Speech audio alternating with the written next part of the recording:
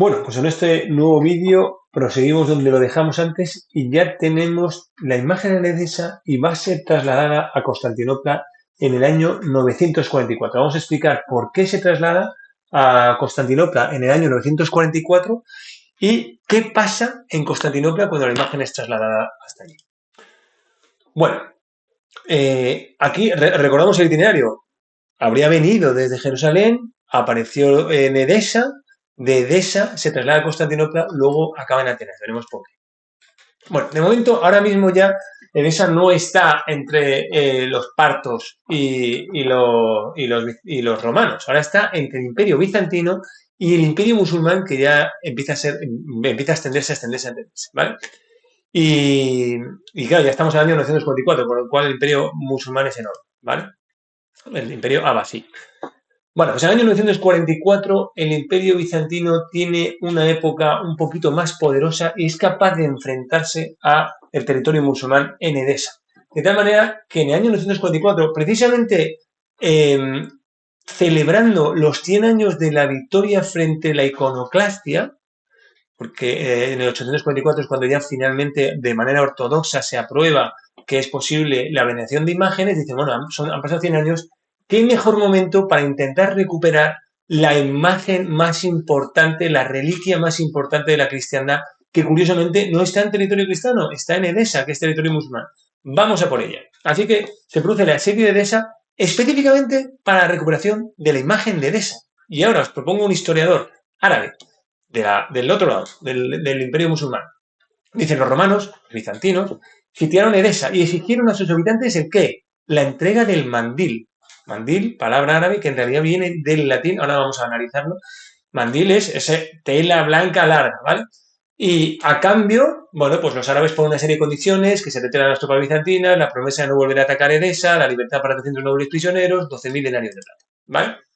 Bueno, de esa manera se recupera la imagen de Edesa. Bueno, ya los historiadores dicen que se había intentado dar copias, pero no coló, y al final ya se quedan con la imagen real que llega doblada con una maderita en un marco de oro al estilo persa, según testimonios de la época, del año 944. Desde entonces, el 16 de agosto, se celebra en la liturgia bizantina ese día en el que de manera espectacular llegó la imagen de Edesa a Constantinopla. Y fijaros cómo se representa aquí esa llegada recibida por el emperador bizantino que recibe la imagen de esta imagen, este dibujo, está en la Biblioteca Nacional de Madrid, en el Codex Esquilites, ¿vale? Se ve donde el emperador recibe el santo mandilion. Fijaros, ya le llaman mandilion, esa palabra que ha venido del latín. Vamos a ver ahora, luego aparece en el árabe, mandil, y ahora acaba ya convertida en una palabra que ya solo significa la imagen de esa, que se llama mandilio en el idioma griego bizantino. Bien, lo más importante de este dibujo es que se representa todo lo largo de la sábana donde está representada la imagen. Fijaros que la imagen está representada ahí y que el emperador bizantino besa la imagen de Edesa, pero la imagen de Edesa está en una sábana larga. Fijaros cómo es de larga esa sábana, ¿vale? Bueno, la imagen muestra el tamaño real de la sábana santa, bueno, o del santo mandilion, y que podrían llegar a ser equivalentes, podrían ser lo mismo, y no es del tamaño de una toalla, sino de más de 4 metros, ¿vale? Bueno, testimonios de aquella época dicen que la imagen era un poco tenue. Hay algunos que no pudieron ver más que su rostro de manera tenue. Su cuñado, el cuñado del emperador, que luego será el emperador Constantino VII, que se quedó impresionado por la imagen y escribe toda una historia sobre la leyenda de Edesa. Constantino VII dice que sí que fue capaz de ver sobre todo los ojos. Bueno, daos cuenta que si lo ves demasiado cerca, no se ve nada. Tienes que separarte al menos 2 metros para ver la imagen, si se trata de la imagen de la Sábana Santa, de Turín. Entonces es una imagen tenue y poco definida. Fijaros lo que se dice en la homilía de Gregorio el Refrendario, el notario de aquella época, que está de alguna manera testificando un momento importantísimo que es la llegada de la imagen de Edesa el 16 de agosto de 1944. Y en esta homilía, Gregorio dice, estas son verdaderamente las bellezas que han producido la coloración de la impronta de Cristo, la cual ha sido ulteriormente embellecida por las gotas de sangre emanadas de su mismo costado. Las dos están llenas de enseñanza. Sangre y agua allá, sudor e imagen aquí. Es decir, él está en una homilía señalando a la imagen de Edesa, explicando la propia imagen de Edesa a nivel teológico, pero explicando también, describiéndola, ¿vale? Entonces habla de las gotas de sangre del costado. Claro, es decir, aquí se está representando una imagen de un cuerpo con sangre en el costado, como en la sábana santa de Turín. Y habla además también de sangre y agua, como se ve representada esa sangre que sale del costado en la sábana de Turín, que tiene una parte de agua, que, digamos, de suero, y una parte de sangre.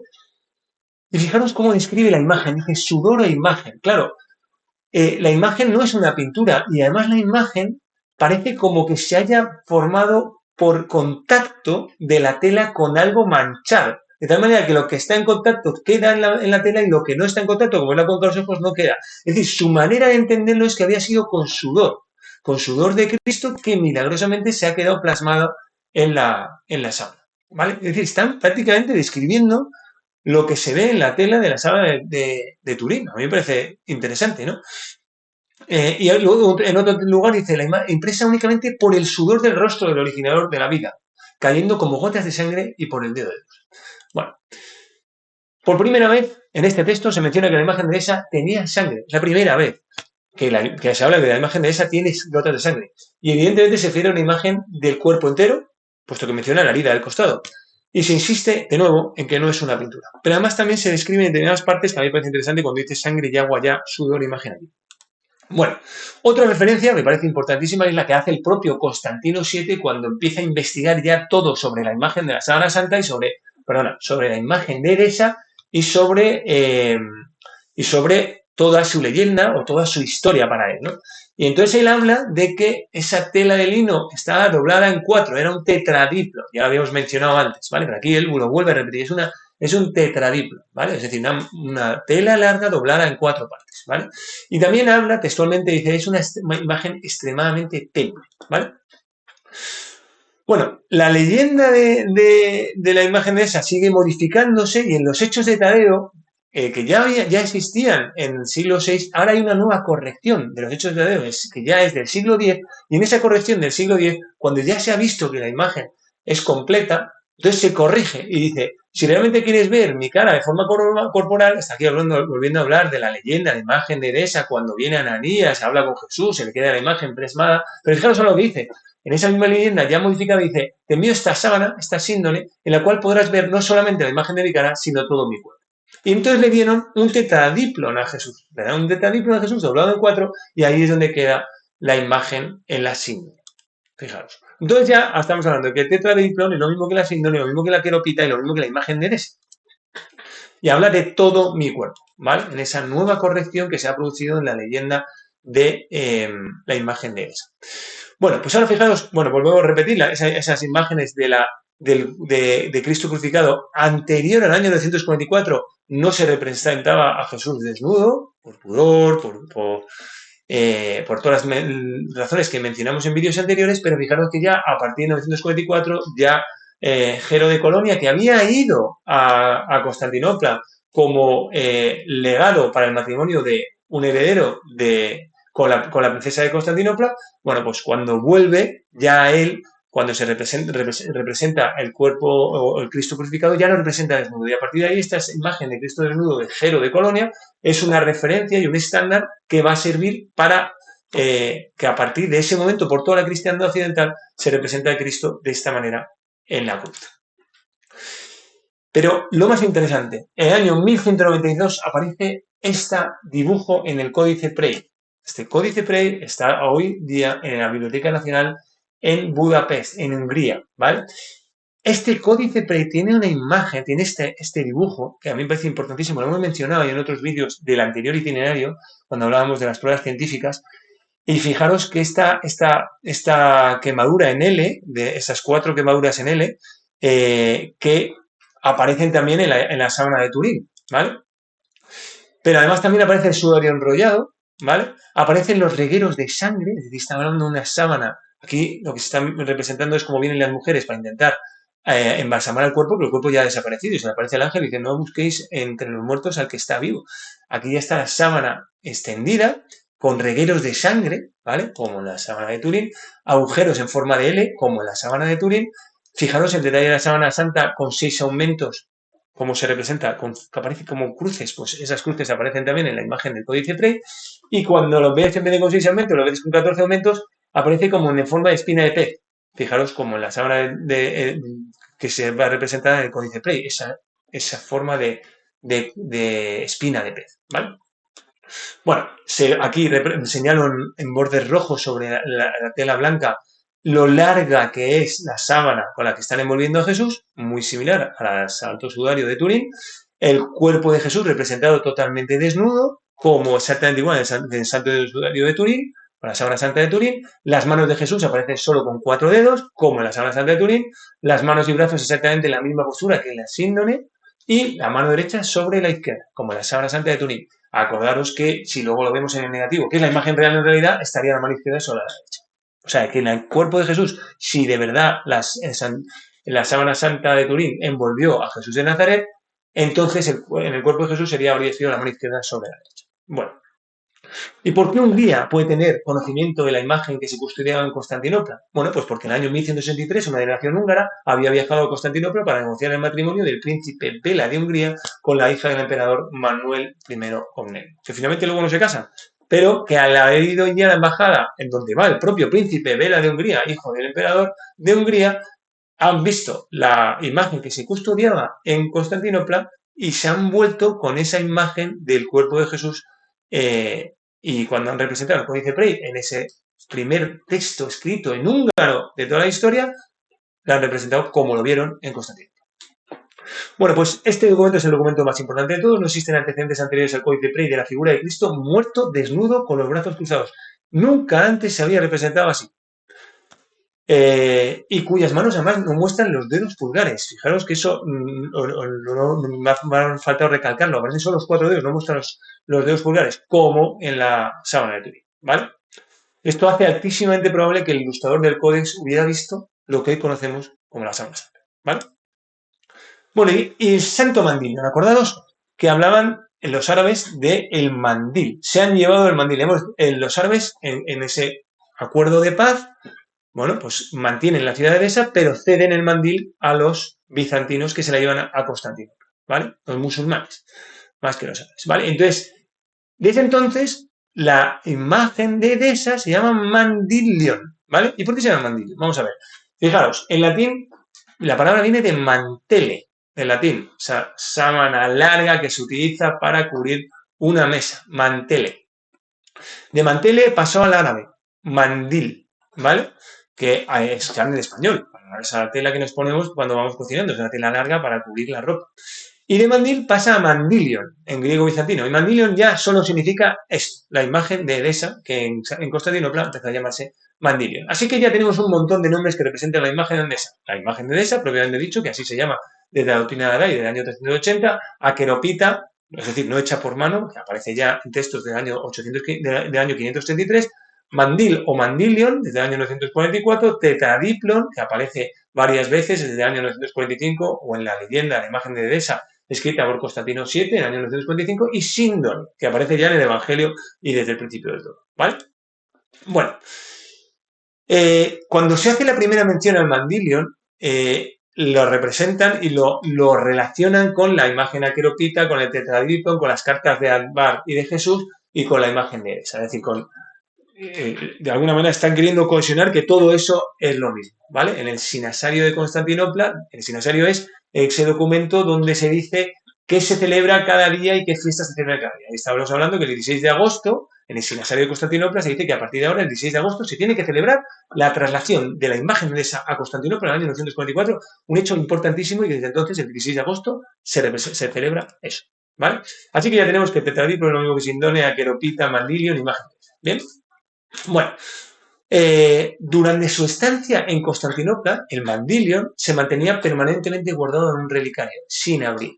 ¿Y por qué sin abrir? Fijaos, otra vez, como Tetradiplon, cuando doblado en 4, y claro, cuando lo ponías de tal manera que tú quieras ver el rostro de Cristo, está en horizontal, está en apaisado en todo lo que es el Mandilion, todo lo que es si fuera la sábana de Turín, estaría de esta manera, ¿vale?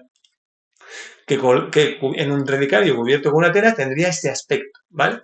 Pues fijaros, cuando los artistas representan el Santo Mandilion, ese Santo Mandilion que estaba en Constantinopla ya desde el año 944, lo representan así. Lo representan con el cuerpo, el rostro de Jesús, con imágenes, digamos, muy similares a la imagen que aparece en el Santo Sudario de Turín, con un envoltorio en círculo y en una imagen siempre apaisada, ¿vale? En un marco rectangular. Por eso, aquí vemos una relación bastante interesante entre cómo podía haber quedado ese tetradriplon de esa sábana larga doblada 4 veces con su relicario encima y cómo lo representan los artistas cuando representan el mandilio. Y vemos que es bastante coherente la tesis, ¿vale? Siempre horizontal, siempre con un círculo en el centro y siempre el rostro en el centro, ¿vale? Bueno, pues durante su estancia en Constantinopla, el mandilion se mantenía permanentemente guardado en un relicario sin abrir. ¿Y por qué se representaba siempre guardado en un relicario sin abrir? Fijaros, aquí hay un texto en el año 1090, en el documento Tarragonensis, también en España, en la Biblioteca Pública de Tarragona, y dice este texto, ¿vale? El subrayo solo lo más importante. Este maravilloso lienzo con el rostro del Señor Jesús. Aquí ya habla del rostro, fijaros, porque claro, este que está describiendo esto no ha visto la sábana, porque lo precisamente lo que está describiendo es que está siempre metido en un relicario, con lo cual habla solo del rostro, ¿vale? Marcado por el contacto directo, se conserva con el contacto directo, porque ya está viendo que ese rostro parece como que es como un contacto directo del sudor. Se conserva con mayor veneración que las demás reliquias del palacio y se tiene en tan alta estima que siempre se guarda en una caja de oro y se guarda cuidadosamente bajo llave, ¿vale? Este lienzo con el rostro de nuestro Redentor no se muestra a nadie ni se abre, excepto al emperador de Constantinopla. Constantino VII, el que realmente escribió e impresionado sobre el Santo Mandilion y los emperadores sucesivos de después, ¿vale? Es decir, que poca gente sabía que esa sábana en realidad era una sábana mucho más larga que representaba el cuerpo completo, ¿vale?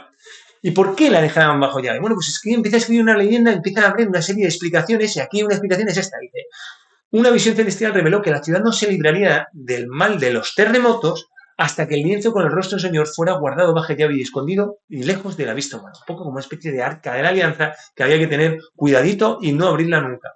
Y así se hizo. Y el lienzo sagrado fue guardado en una caja de oro y cuidadosamente sellado. Y entonces en los terremotos cesaron y los males celestiales cesaron. Bueno, esto es una explicación casi teológica de por qué la imagen de Edesa, que ahora llaman Mandilion, se mantiene cerrada en un relicario. ¿Ven? Y por eso aquí hablan solo del rostro del Señor Jesús, porque solo están viendo el rostro del Señor Jesús. Bien. Bueno, pues hubo terremotos. Aquí históricamente se dice que hubo terremotos en el 1010, en el 1037, en el 1038, en el 1041, en el 1042, en el 1064, en el 1081, en el 1090 y desde 1090 estuvieron en paz hasta el año 1202, que hubo un terremoto bastante importante, preludio de lo que va a ocurrir en el año 1204. Fijaros, ¿qué va a ocurrir en el 1204? Pues ocurrió el gran desastre en Constantinopla. En el siguiente vídeo vamos a explicar qué ocurrió en Constantinopla en el año 1204 y por qué la imagen desapareció.